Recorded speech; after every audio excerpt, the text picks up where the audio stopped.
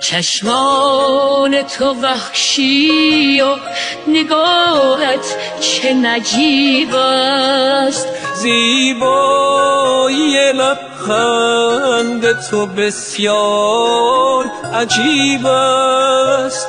خواهان تو چون من به خدا روی زمین نیست.